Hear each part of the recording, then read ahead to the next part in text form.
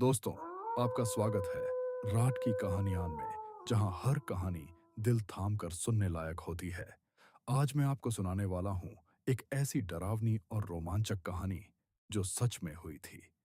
कहानी 2019 की है, दिल्ली के एक पुराने इलाके की। एक लड़का, राहुल, अपने घर में अकेला था। उसके माँ बाप गांव गए हुए थे शादी में, और पहली बार वह पूरा घर अकेले में था। राहुल को नहीं पता था कि इस रात उसके साथ सिर्फ वह नहीं है। हाँ दोस्तों, इस रात उसके घर में कुछ ऐसा होने वाला था जो उसे हमेशा याद रहेगा। बाहर बारिश हो रही थी, बूंदें खिड़की से टप टप टकरा रही थीं। बिजली लगातार चमक रही थी और हर बार कमरे में सफेद रोशनी फैल जाती। राहुल अपने कमरे में लैपटॉप पर मूवी देख रहा था। वह धीरे धीरे पॉपकॉर्न खा रहा था और मूवी में ध्यान लगाए हुए था। तभी नीचे से आवाज सुनाई दी। सबसे पहले हल्की थप थप, जैसे कोई धीरे धीरे चल रहा हो। राहुल ने सोचा शायद कोई बिल्ली हो या कोई आवाज बाहर से आ रही हो। लेकिन फिर उसे याद आया, उनका घर इंडिपेंडेंट था, कोई भी बाहर से सीधे अंदर नहीं आ सकता था।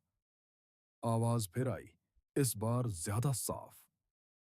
किसी के कदम किचन की तरफ बढ़ रहे थे। राहुल का दिल तेजी से धड़कने लगा। उसने अपने आप को समझाने की कोशिश की, शायद इमेजिनेशन है, शायद यह सिर्फ बारिश और हवा का इफेक्ट है।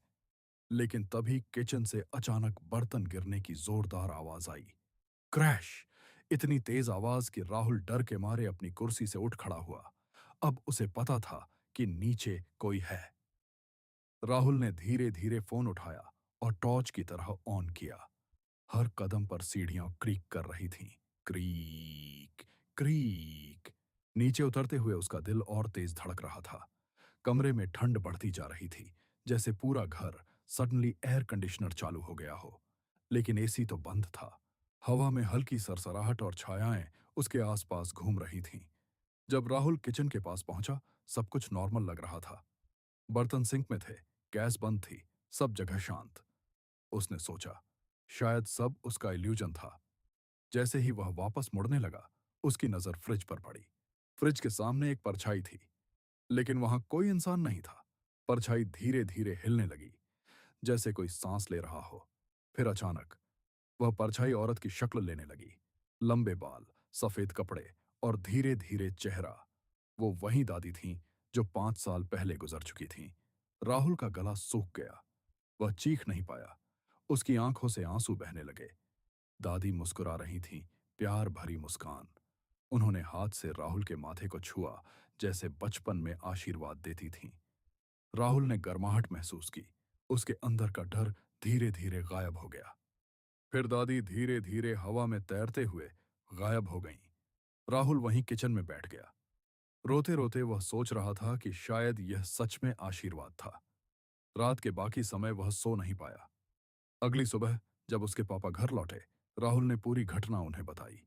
पापा चुप रहे, फिर बोले, बेटा, कल तेरी दादी की डेथ एनिवर्सरी थी।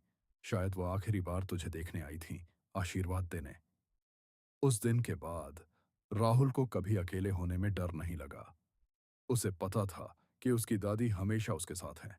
लेकिन कुछ रातें, जब बारिश होती है और हवा हल्की चलती है, राहुल कहता है कि उसे लगता है किसी की नजरें अभी भी उसके घर में हैं। दोस्तों, अगर आपके साथ भी कभी ऐसा कुछ हुआ हो तो कमेंट में जरूर बताएं। और हाँ, सब्सक्राइब करना मत भूलिए। अगली रात हम फिर लाएंगे एक और डरावनी कहानी।